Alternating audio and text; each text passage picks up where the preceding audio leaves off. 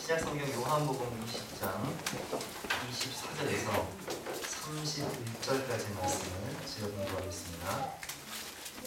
요한복음 20장 24절에서 31절까지 말씀입니다.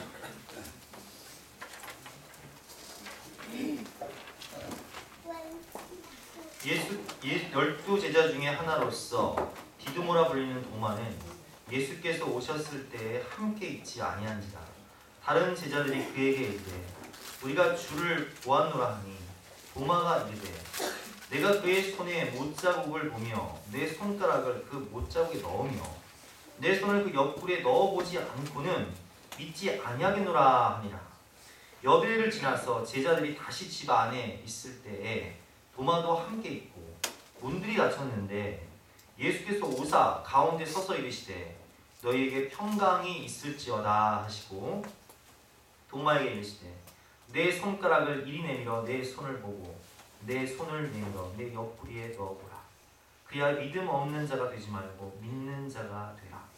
도마가 대답하여 이르되 나의 주님이시오 나의 하나님이시니이다. 예수께서 이르시되 너는 나를 본고로 믿느냐? 보지 못하고 믿는 자들은 복되도다 하시니라. 예수께서 제자들 앞에서 이 책에 기록되지 아니한 다른 표적도 많이 행하셨으나 오직 이것을 기록함은 너희로 예수께서 하나님의 아들 그리스도이심을 믿게 하려 함이며 또 너희로 믿고 그 이름을 힘입어 생명을 얻게 하려 함이니라. 아멘. 나의 주님, 나의 하나님이라는 제목으로 본 말씀에 대해서 함께 은혜를 나누겠습니다. 예수님께서 만왕의 왕이신 예수님께서 역사를 주관하고 우주를 주관하신 예수님께서 인간의 죄와 허물을 담당하시기 위하여 십자가 지시기 위해 인간의 몸으로 오셔서 6월절 어린 양이 되셔서 십자가에서 몸찢기고 피 흘리시고 죽으십니다. 버림받은 짓밟힌 장미꽃처럼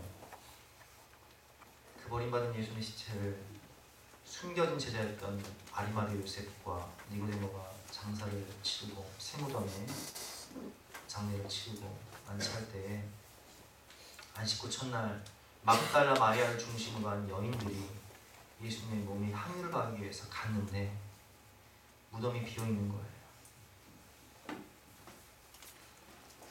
천사가 나타나고 부활하신 예수님께서 막달라 마리아에 나타나셔서 막달라 마리아는 예수님이 부활했다는 그 소식을 제자들에게 전하고 그 소식을 들은 베드로와 요한은 예수님께 달려옵니다.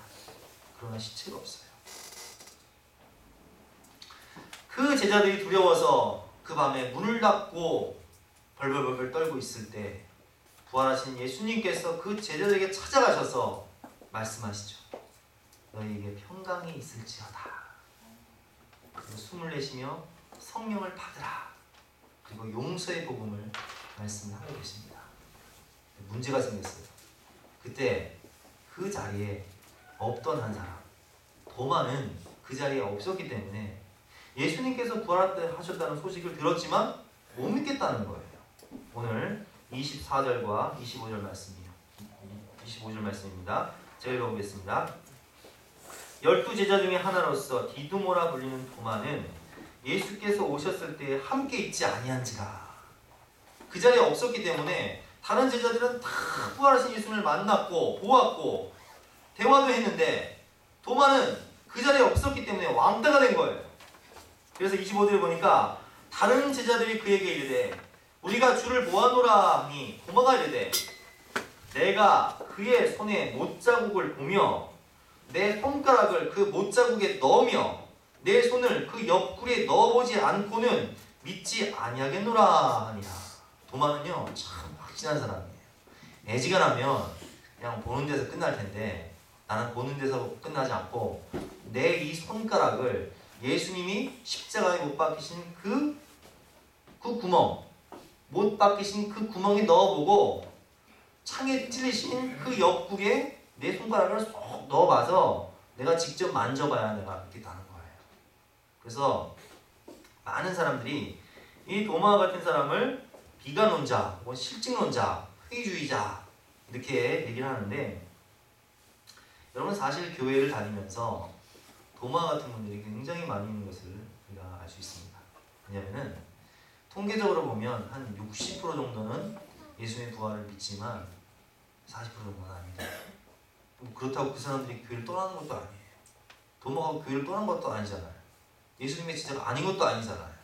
예수님의 제자로서 예수님을 따르기도 하고 교회 공동체 안에서 머무르기도 하면서 신앙생활도 하는데 예수님이 부활했다는 사건은 못 믿겠다는 거예요. 이처럼 도마 같은 한 발 물러나는 그런 신앙을 가지신 분들 어떻게 신앙을 회복할 수 있을까?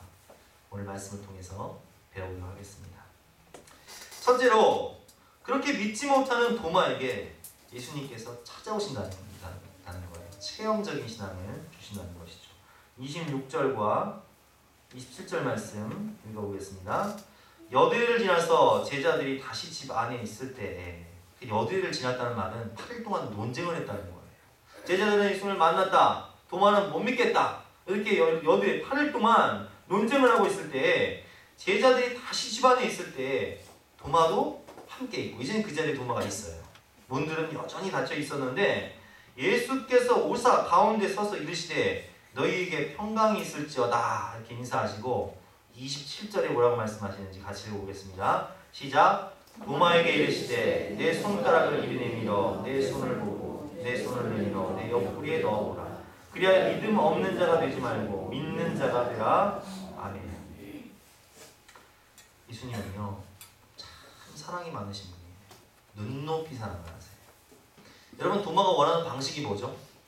도마는 직접 내 눈으로 보고 내 손가락을 예수님의 그 못 박히신 그 손 구멍에 옆구리 구멍에 넣어보고 보고 만지고 느껴봐야지만 믿겠다고 말하는 그런 실증주의자였는데 예수님께서는 그런 도마에게 원하는 방식으로 그 수준으로 만나주시되 봐라 만져라 그리고 믿음 없는 자가 되지 말고 믿음 있는 자가 되라 말씀을 하고 계신 거예요.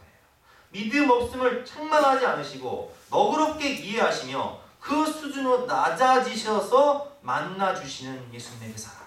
여러분 예수님께서 만왕의 왕이신데 우주를 주관하신 분이신데 부활하신 이후에 40일 동안 이 땅 가운데 계셨는데 얼마나 하실 일이 많으시겠어요. 그런데 그 도마한 사람, 믿지 않는 제자 도마한 사람을 믿게 하시기 위하여서 일부러 한 사람 때문에 다시 찾아오신 예수님. 그게 하나님의 사랑이에요. 예수님 사랑이에요. 예수님은 우리에게 눈높이 사랑을 하십니다. 우리가 원하는 방식으로 만나주세요. 한 애기 아빠가 있었어요. 아들이었는데 아들을 참 너무 사랑했습니다. 아들만 보면 그냥 너무 이뻐가지고 눈에 넣어도 아깝지 않은 그 아들. 건강하게 자라던 그 애기가 어느 날 갑자기 이상해. 너무 열이 펄펄 나고 몸에 이상이 온 거예요. 아빠 엄마는 걱정이 돼서 병원에 데리고 가게 됩니다. 근데 병원에서는 어마어마한 진단이 내려지는 거예요. 무슨 세균이 침투해가지고 이 아이가 지금 막 고열 가운데 막 사경을 하고 있는데 이것이 자칫 잘못하면 이 아이가 장애를 가지고 살 수도 있고 이것이 악화가 되면 죽을 수도 있다는 거예요. 이 아빠는 사실 교회를 가끔 몇 번 나가긴 했지만 누군가 다가와서 교회에 등록하자고 혹은 식사하자고 하면 도망가던 아빠였거든요. 그런 아빠가 이제는 의학적으로 소망이 없다는 소식을 듣고 그 응급실에서 주저앉아서 있다가 밖에 나와서 망연자실에 앉아있다가 교회의 십자가를 봐요. 그리고 하나님께 기도하죠. 하나님 우리 아들 좀 살려주세요. 살려주시면 다시 교회에 나가겠습니다. 이렇게 소원을 하는데 그날 밤 하나님께서 놀랍게 역사하셔서 그 아이의 열을 떨어뜨려 주시고 회복시켜 주시고 치유하셔서 그 아빠가 우리 교회에 나왔잖아요. 어디 계시죠? 저기 우리 임진우 일자님 목자가 됐잖아요. 이래 목자가 됐잖아요. 하나님의 눈높이 사랑입니다. 몇 년 전에 8년 동안 아이가 없어서 눈물로 밤을 지새우며 아이를 갖고자 했지만 부족도 만들어보고 교회도 다녀보고 새벽기도 나와봤는데 8년 동안 아이를 못 갖던 그런 가련한 여인이 있었습니다. 그 여인이 제가 교회를 개척하고 우리 교회에 왔어요. 이 자리에서 저랑 예배를 드리면서 제가 사무엘상 1장에 한나가 아이를 못 갖던 그 한나가 하나님께 간절히 기도할 때 엘리 선지자가 한나에게 아이가 있을 거니까 평안히 돌아가라 선포를 하고 한나는 그 말씀을 믿고 갔거든요. 제가 그 본문을 설교를 하고 제가 영성이 뛰어나지 못해도 하나님이 엘리를 통해서 선포한 말씀이 이루어졌듯이 하나님께서 반드시 당신의 가정에 아이를 주실 겁니다. 제가 작정기도를 하겠습니다 하고 제가 새벽마다 작정기도를 했어요. 아이가 생겼어요. 아이가 생겼는데 믿음이 없는 분인지라 제가 더 확신한 증거를 보여주기 위해서 아들을 원하십니까? 딸을 원하십니까? 여쭤봤더니 이왕 어렵게 가진 거 아들, 딸 쌍둥이를 원한다고 하시더라고요. 그래서 아들, 딸 쌍둥이를 원하신다면 우리가 그렇게 기도합시다. 하나님께서 아들, 딸 쌍둥이를 줄 수 있도록 기도합시다. 해서 아들, 딸 쌍둥이를 낳았을까요? 안 낳았을까요? 낳았어요. 낳아서 작년 성탄절날 그 아이들이 다 유아 세례를 받았어요. 그럼 이것이 하나님의 눈높이 사랑입니다. 실증주의자였던 동안 내가 내 손가락을 넣어서 만져보지 않고서는 믿지 않겠다고 말하는 동마에게 찾아오셔서 예수님께서 봐라 그리고 만져봐라 말씀하신 것처럼 하나님은 그 사람의 신앙 수준에 맞춰서 그 사람의 믿음 없음을 책망하지 않으시고 찾아오셔서 거기에 맞게끔 역사를 해주시는 거예요. 여러분 제가 질문해 볼게요. 이 세상에 만약 다른 사람은 아무도 없고 나 하나만 이 세상에 있다면 나 같은 죄인을 구원하시기 위하여 만왕의 왕이신 예수님께서 십자가에 돌아가셨을까요? 안 돌아가셨을까요? 김정란 집사님 돌아가셨을까요? 안 돌아가셨을까요? 돌아가셨죠. 왜? 너무 사랑합니다. 그게 우리 예수님 사랑이에요. 한 영혼을 위해서 한 영혼일지라도 찾아오시고 목숨 바치시는 사람. 누가복음 15장을 보면 예수님께서 그런 비유를 하시잖아요. 누가복음 15장을 보면 3절부터 제가 읽어드리겠습니다. 예수께서 그들에게 비유로 이르시되 너희 중에 어떤 사람이 양 100마리가 있는데 그 중에 하나를 잃으면 99마리를 들에 두고 그 잃은 것을 찾아내기까지 찾아내지 아니하겠느냐. 또 찾아낸즉 즐거워 어깨에 메고 집에 와서 그 벗과 이웃을 불러 모으고 말하되 나와 함께 즐기자. 나의 잃은 양을 찾아내었노라 하리라. 내가 너희에게 이르노니 이와 같이 죄인 한 사람이 회개하면 하늘에서는 회개할 것 없는 의인 99으로 말미암아 기뻐하는 것보다 더하리라. 아멘. 방황하고 있는 한 영혼, 죽어가고 있는 한 영혼, 그 영혼을 구원하시면 천국에서는 잔치가 벌어지는 거예요. 제가 언젠가 간증을 했지만 작년 초에 말기암 환자 술로 밤을 지새며 살다가 말기암에 이제 소망이 없어서 의학적으로 소망이 없어서 죽음만 기다리고 있던 그 가장 아기는 6살이고 부인도 젊고 한데 암이 걸렸을 때 보험금이 나왔는데 그 돈으로 또 술을 먹은 거예요. 그럼 얼마나 참 답답한 인생입니까? 근데 7개월이 말기암으로 사망 선고를 받고 7개월이 지났는데 안 죽어요. 왜 그랬을까요? 하나님이 저로 하여금 복음을 전하게 하시려고. 제가 그래서 간절한 마음으로 눈물을 흘리면서 복음을 전하고 병상에서 세례를 드렸는데 그날 제가 세례를 드릴 때 큰 병원의 창문에 구름이 다 있고 햇빛이 싹 들어오는 거예요. 예수님께서 세례 받으실 때 하늘에서 음성이 들리잖아요. 이는 내 사랑하는 아들이요 내 기뻐하는 자라. 제가 그분한테 세례를 딱 드릴 때 성령께서 제 마음 가운데 임하시더라고요. 그리고 말씀하시더라고요. 이는 내 사랑하는 아들이요 내 기뻐하는 자라. 여러분 그 영혼이요 교회를 다니면서 하나님께 충성봉사한 영혼이 아니에요. 가정에 큰 보탬이 되고 뭐 집안을 잘 이끌어가던 영혼이 아니에요. 술로 밤을 지새며 그렇게 살다가 보험금마저 탕진해버린 그런 불쌍한 죄인인데 주님은 제 마음 가운데 말씀하시더라고요. 이는 내 사랑하는 아들이요 내 기뻐하는 자라. 그분이 세례받고 구원받고 얼마 있다 천국으로 하셨어요. 에스겔 18장 말씀에 주님께서 이렇게 말씀하십니다. 주 여호와의 말씀이니라. 내가 어찌 악인이 죽는 것을 조금인들 기뻐하랴. 그가 돌이켜 그 길에서 떠나 사는 것을 어찌 기뻐하지 아니하겠느냐.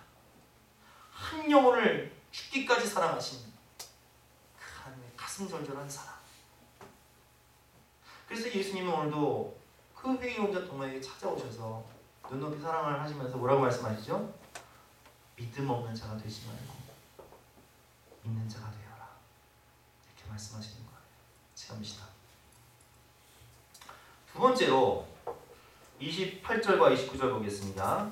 도마가 대답하여 이르되 나의 주님이시오 나의 하나님이시니이다. 이렇게 대답합니다. 29절에 예수님께서 뭐라고 말씀하시는지 같이 읽어보겠습니다. 시작. 예수께서 이르시되 너는 나를 본고로 믿느냐 보지 못하고 믿는 자들은 복되도다 하시니라. 아멘. 예수님께서는 도마에게 이렇게 말씀하십니다. 너는 나를 본고로 믿느냐. 이게 체험신앙이죠. 그러나 보지 못하고 믿는 자들은 더 복되다. 이게 말씀신앙이에요. 말씀을 믿는 것, 말씀에 순종하는 것. 여러분, 체험신앙보다는 말씀신앙이 더 복됩니다. 중국에 편작이라는 명의가 있었어요. 죽은 자도 살려낸다는 명의였는데 이 명의가 전국시대에 유명한 그 의사였고 그의 형제들 또한 아주 유명한 의사였습니다. 첫째 형님, 둘째 형님 의사였는데 어느 날 임금이 편작에 이렇게 물었습니다. 그대 삼형제 가운데 누가 제일 병을 잘 치료하는가? 편작이 이렇게 얘기해요.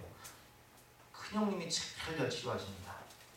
임금은 의아해하면서 다시 이렇게 묻습니다. 그렇다면 왜 큰형이 아닌 자네가 그렇게 가장 유명한가? 그러자 편작이 이렇게 대답을 합니다. 사실 우리 큰형님은 상대방의 얼굴만 보면 병의 근원이 무엇인지를 딱 진단하시고 그 병의 근원까지 딱 지적해버리십니다.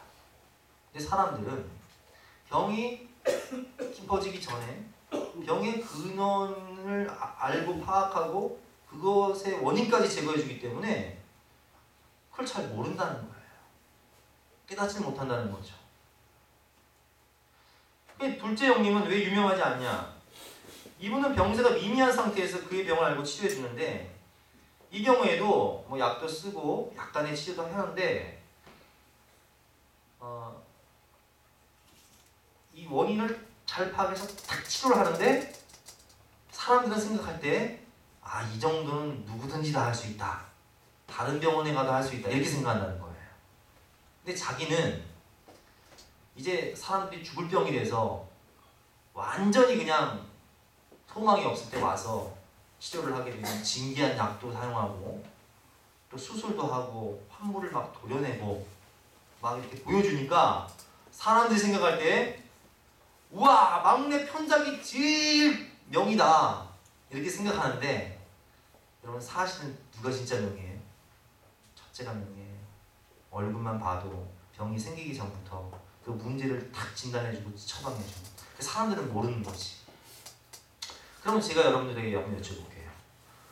여러분 죽을 병까지 걸렸다가 말기암 걸렸다가 하나님 은혜로 치료받고 회복되고 하나님 만나고 구원받는 게 낫습니까?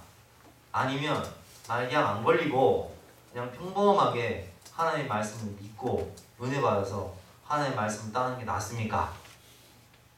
어떻게 나아요? 전자예요? 후자예요? 정말? 정말 그래요? 그렇다면 다행인 거예요. 여러분 우리가 하나님을 만날 때 어떤 분들은 고난을 통해서 어마어마한 사건을 통해서 아픔을 통해서 만납니다. 그러나 어떤 분들은 제가 우리 김영 쌤 신방을 가서 부활에 대해서 말씀드리니까 저 양반이 저한테 그러더라고요. 목사님 저는요 근데 어렸을 때부터 그냥 믿어지던데요. 복되도다. 할렐루야. 여러분 그게 좋은 거예요. 여러 가지 시련과 또 체험과 어떤 사건을 겪고서 깨지고 부서지고 회복되는 것보다는 깨지지 않고 그냥 성령께서 내 마음의 문을 열어주셔서 말씀으로 믿어지는 것. 고구마 전도한 김미동 지금 목사님이 되셨죠. 집사님이 이제 집사님 때 나이롱 신자였거든요. 부인이 하도 교회를 가자 보니까 그냥 억지로 교회를 가긴 가는데 늘 주말만 되면 그냥 스키장에 가고 싶은 거야.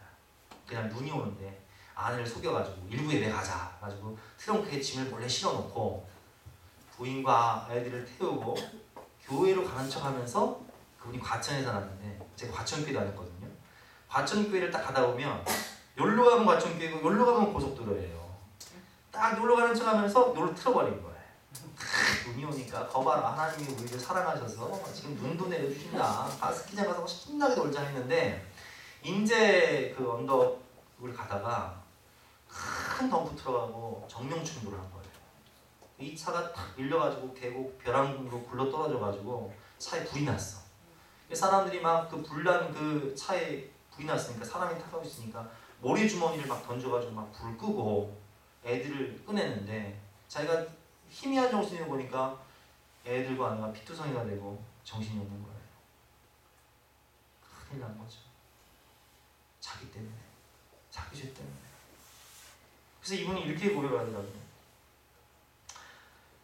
길바닥에 엎드려 기도하기 시작했습니다. 솔직히 하나님이 안 믿어집니다. 그러나 만약 하나님이 살아계시면 제발 우리 아이들 제 부인 살려만 주세요. 평생 식물인간이 좋습니다. 살려만 주십시오. 기도를 하고 6시간 동안 수술을 받았어요. 근데 하나님 은혜로 부인과 아내는 약간의 외상만 있었지 완전히 회복이 된 거예요. 그분이 이제 그런 체험을 하고 깊은 은혜를 체험하고 찬란한 체험을 하고 교회마다 다니면서 이렇게 간증 집회를 한단 말이에요. 간증 집회를 하는데 간증 집회가 끝나고 어떤 할머니 집사님이 이렇게 오신 거예요. 우리 최봉 집사님 정도 되시는 분이 다 오셔서 이분한테 이렇게 얘기하신 거죠. 아이고 젊은 양반, 나는 모태신앙으로 자라가지고 그런 확실한 체험이 없어. 아이고 어떻게 그런 체험을 다 했어. 아이 부러워 죽겠네. 그러니까 이제 이 집사님이 이렇게 얘기를 하신 거죠. 할머니 저처럼 체험하는 것보다요, 할머니처럼 평범하게 그냥 믿으시고 아무런 사건 없이 이렇게 그냥 말씀이 믿어지는 게 최고예요. 근데 할머니가 다시 이러시네요. 그래도 확실한 간증이 있는 게 부러워. 집사님이 이렇게 얘기했어요. 그러면 제가 그렇게 될 수 있도록 기도해 드릴까요? 여러분 그렇게 되길 원하시는 분 손 들어 보시면 제가 그렇게 되도록 기도해 드릴게요. 여러분 진짜에는 어떤 큰 사건이나 어떤 그 고난을 당하고 체험을 통해서 믿는 것보다는 그냥 말씀을 통해서 믿는 게 더 복된 거예요. 두 가지 부류를 말씀드렸죠. 체험신앙과 말씀신앙. 그런데 이 두 가지 체험과 말씀을 다 경험하는 분들이 계십니다. 예를 들면 수제자였던 베드로, 그는 변화산에 올라가서 변화되신 예수님, 엘리야와 모세와 함께 계셨던 예수님도 경험을 했고, 베드로는 심지어 무리로 걸으시는 예수님께 요청을 해서 나도 한번 무리로 걷게 해달라고 요구를 해서 잠깐이지만 무리를 걷기도 했어요. 베드로에게는 하나님이 능력을 주셔서 중풍병자를 회복케 하고 안진뱅이를 치료하고 심지어는 죽은 다비다까지 살리는 그런 은사를 주셨어요. 그런데 이 베드로는 베드로후서 1장 16절을 보면 이렇게 고백을 하고 있습니다. 내가 변화산에서 예수님도 체험했고 온갖 이적과 기적을 체험하고 표적도 경험했지만 19절에서는 이렇게 고백하고 있습니다. 또 우리에게는 더 확실한 예언이 있어. 여기서 우리에게는 더 확실한 예언이 있다는 이 예언은 바로 하나님의 말씀을 의미하는 거예요. 우리에게는 더 확실한 이 하나님의 말씀이 있어. 어두운 데를 비추는 등불과 같으니 날이 새어 샛별이 너희 마음에 떠오르기까지 너희가 이것을 주의하는 것이 옳으니라. 이 말씀을 주의 깊게 연구하고 믿는 것이 옳으니라. 이렇게 고백을 하고 있습니다. 여러분 이렇게 말씀을 잘 믿고 배우고 따르는 것이 복입니다. 예수님께서는 왜 오병이어의 기적을 일으키시고 무리를 걸으시고 심지어는 나사로를 죽은 나사로, 나흘된 나사로를 살리실 수 있는 능력이 있으셨고 하늘의 천군 천사를 동원할 수 있는 그런 능력이 있으셨음에도 불구하고 왜 십자가 지시죠? 왜 십자가 지세요? 그 길만이 우리를 구원할 수 있는 유일한 구원의 길이기 때문에. 여러분, 이게 깊은 의미가 있는 거예요. 마태복음 4장을 보면 사탄 마귀가 예수님께 나타나서 40일 금식하신 예수님께 나타나서 세 가지 시험을 해요. 첫 번째 시험은 뭐냐? 40일 동안 금식했으니까 얼마나 배가 고프시겠어요. 근데 그분에게 이 시험을 하실 때 이 돌덩어리가 떡덩어리가 되게 변화시켜서 먹으라는 거예요. 여러분, 돌을 떡으로 만들 수 있다면 돌을 황금으로 만들 수 있겠습니까? 없겠습니까? 있죠. 여러분, 예수님이 돌을 떡으로 만들거나 돌을 황금으로 만들 수 있는 능력이 있으실까요? 없으실까요? 있으시죠. 그런데 예수님께서는 이렇게 말씀을 하십니다. 사람이 떡으로만 살 것이 아니요 하나님의 입으로부터 나오는 모든 말씀으로 살 것입니다. 이렇게 말씀을 하세요. 두 번째 시험은 성전 꼭대기에 세우고 만일 내가 하나님의 아들이거든 뛰어내리라. 기록되었을 때, 시편에 기록되었을 때 너를 위하여 그의 사자들을 명하신 천사들이 너의 발을 이렇게 살포시 맞춰가지고 네가 죽지 않을 것이고 너의 발이 돌에 부딪히지 않을 것이고, 시편에 예언된 내용이니까 모든 이스라엘 예루살렘의 사람들이 와서 저분이 메시아구나 인정을 하고 너를 따르게 될 것이다.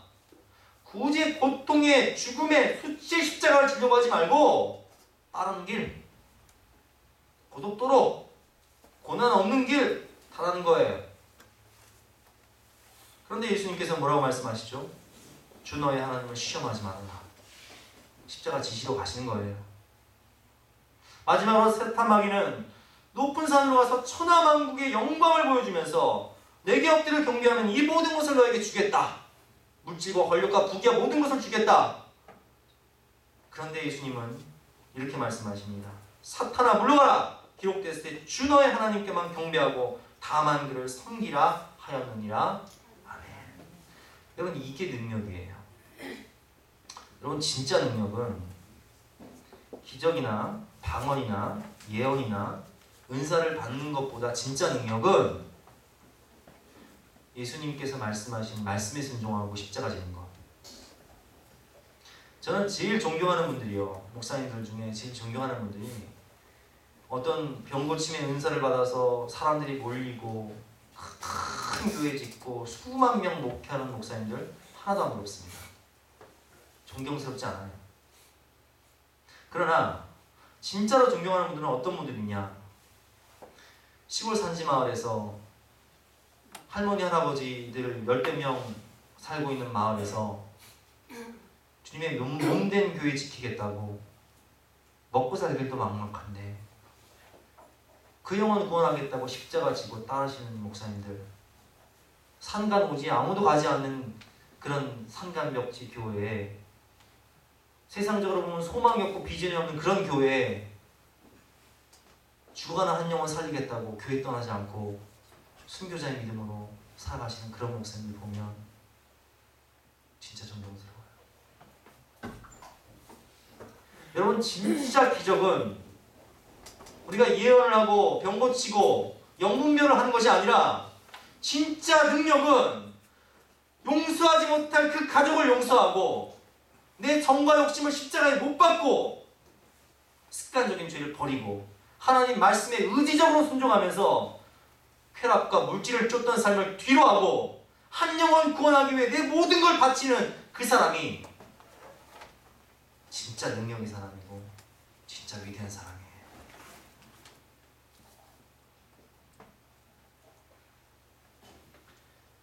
그 도마는 그 예수님께 이렇게 고백을 하죠. 나의 주님이시오, 나의 하나님이십니다. 근데 이 고백과 삶은 일치가 되어야 돼요. 옆에 계신 분들한테 인사하실 때 고백과 삶은 일치돼야 됩니다. 이렇게 인사하시겠습니다. 고백과 삶은 일치돼야 됩니다. 여러분, 고백은 고백대로 하고 삶은 삶대로 따로 사시는 분들이 계신데, 도마는 이렇게 고백을 하고요, 정말 예수님을 주님으로, 나의 왕으로, 나의 하나님으로 인정을 합니다. 베드로가 이렇게 고백하잖아요. 주는 그리스도시요 살아계신 하나님의 아들이십니다. 여러분, 우리가 예수님을 뭐라고 고백을 해요? 주님. 하나님을 뭐라고 고백해요? 나의 왕, 나의 아버지. 정말 그렇게 고백하신다면 그렇게 살고 또 그렇게 죽어야 돼요. 여러분, 도마가 나중에 어떻게 되는지 아십니까? 도마는 이렇게 고백했고 또 이렇게 살기 위해서 인도까지 선교를 가서 거기서 아주 극심한 고문을 당하다가 순교합니다. 여러분, 베드로가 어떻게 인생을 마치신지 아십니까? 여러분, 베드로는 제가 아까 말씀드린 대로 그는 죽은 자를 살리는, 중풍병자를 고치는, 안진뱅이를 고치는 능력이 있었어요. 그런데 그는 어떻게 죽죠? 로마 교회 지키기 위해, 로마 성도를 지키기 위해 그 극심한 박해 속에서 거꾸로 십자가에 매달려서 순교해요. 사도 바울도 마찬가지죠. 사도 바울은 죽은 자를 살리는 능력도 그에게 있었어요. 그도 온갖 병을 고칠 수 있는 능력이 있었어요. 그러나 땅 끝까지 복음 전하기 위하여 로마까지 가서 목이 달려 죽임당하는 참수형을 당하면서도 주님의 십자가 지고 주님이 내게 주신 십자가 사명을 이루기 위하여서 순종하고 나아갔어요. 고백과 삶은 일치해야 되는 거예요. 도마는 예수님을 나의 주님이시오, 나의 하나님이시라고 고백을 했어요. 요한복음에 7대 표적이 있고 7대 자기선언이 있고 7대 고백이 있는데, 이 7대 고백 중에 마지막 고백, 가장 위대한 고백이라고 말하는 나의 주님이시오, 나의 하나님이시오 라고 고백했을 뿐만 아니라 그렇게 인정하고 그렇게 살고 또 그렇게 죽었습니다. 진정한 능력은 하나님 말씀을 믿고 따르고 순종하는 것이 진정한 능력입니다. 고백과 삶을 일치해야 되는 거예요. 그래서 여러분, 오늘 요한은 이 요한복음을 기록한 목적을 마지막으로 우리에게 말씀하고 계십니다. 30절과 31절 말씀. 먼저 30절 제가 읽어보겠습니다. 예수께서 제자들 앞에서 이 책에 기록되지 아니한 다른 표적도 많이 행하셨으나, 여러분, 예수님께서는 다른 복음서를 보면 엄청난 표적과 기적을 행하셨고 복음서에 기록되지 않은 표적도 많이 행하셨어요. 그런데 요한복음에는 단 7개의 표적만 나와 있어요. 왜? 표적이 중심이 아니기 때문에. 그러면 31절에 보면 오직 이것을 기록함은, 이 성경, 요한복음, 또 이 성경을 기록한 목적은 표적이 중심이 아니에요. 오직 이것을 기록함은 너희로 예수께서 하나님의 아들 그리스도이심을 믿게 하려 하며, 또 너희로 믿고 그 이름을 힘입어 생명을 얻게 하려 함이니라. 아멘. 예수님 믿고, 예수님이 하나님의 아들이시오, 우리의 구원자이시오, 우리의 메시아인 걸 믿고 그분을 영접하고 그분을 믿음으로 생명을 얻고 천국 백성 되게 하기 위한, 이것이 진짜 성경의 목적이에요. 성경은 과학책도 역사책도 돈 많이 벌 수 있는 책도 아니에요. 그럼 뭐예요? 성경은 구원에 대한 책이고 영생을 주고 천국을 주고 생명을 주는 책이죠. 그래서 우리는 진짜 믿음은 표적이나 성공이나 세상적인 것을 추구하는 것이 진짜 믿음이 아니라, 은사나 어떤 병고침을 추구하는 것이 진짜 믿음이 아니라, 하나님 말씀에 순종해서 할 수 없는 사람 용서하고 그 영혼 구원하기 위하여 십자가 지고 내 모든 걸 헌신하며 살아가는 것, 하나님 일할되는 것, 주님 따르는 것, 이게 진짜 믿음이에요. 도마처럼 나의 주님, 나의 하나님이라고 고백하고 그렇게 살고 그렇게 죽을 수 있는 저와 여러분 되시길 주님의 이름으로 축원합니다.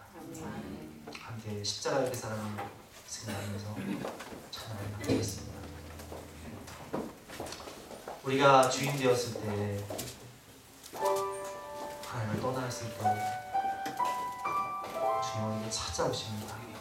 동화에게 찾아오신 것처럼 찾아오십니다. 그리고 만나주십니다. 그리고 말씀하시죠. 너는 고배롭고 존귀하다. 주님의 사랑을 생각하며 찬양하시겠습니다.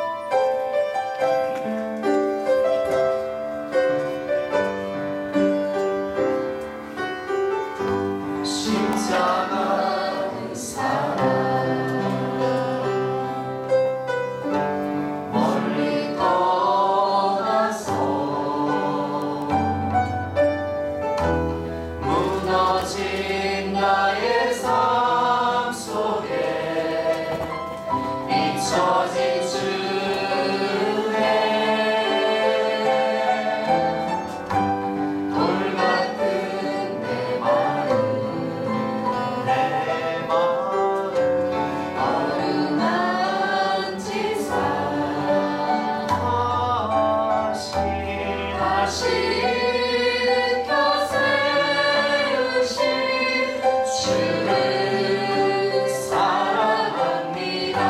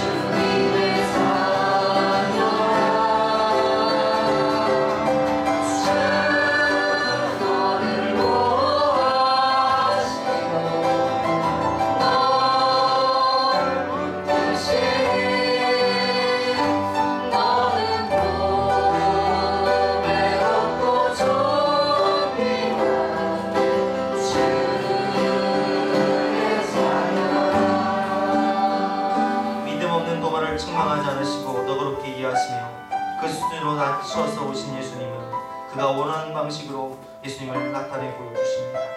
한 영혼을 사랑하실 때 죽기까지 사랑하신 예수님은 오늘도 잃어버린 그 영혼을 찾아서 그 영혼을 살리겠다고 우리에게 찾아오고 계십니다.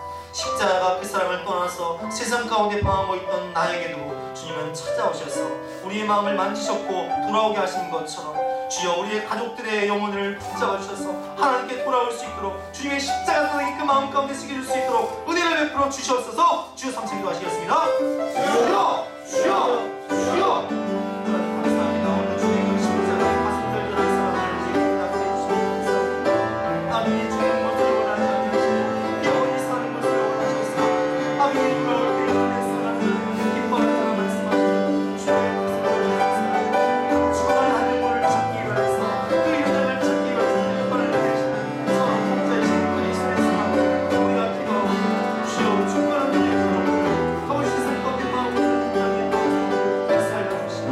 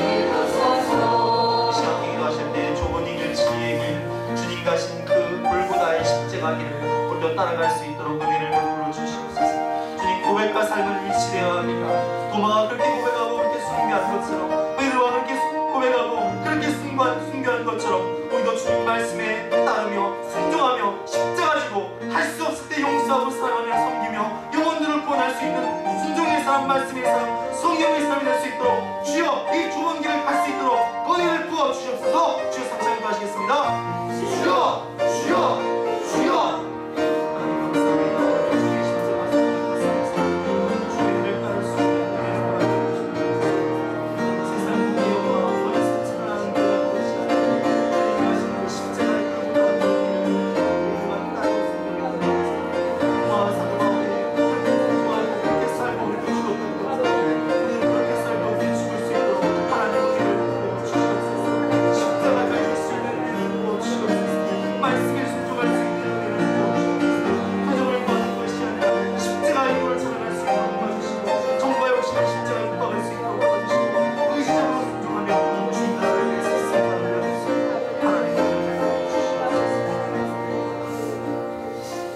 말씀 가슴에 새기며 십자가 잘 지고 주님을 따를 수 있는 우리가 되었어 많은 영혼을 구원하게 하여 주시옵소서. 예수님 이름으로 기도드렸사옵나이다. 다 같이 일어나서 별단 찬송하시겠습니다.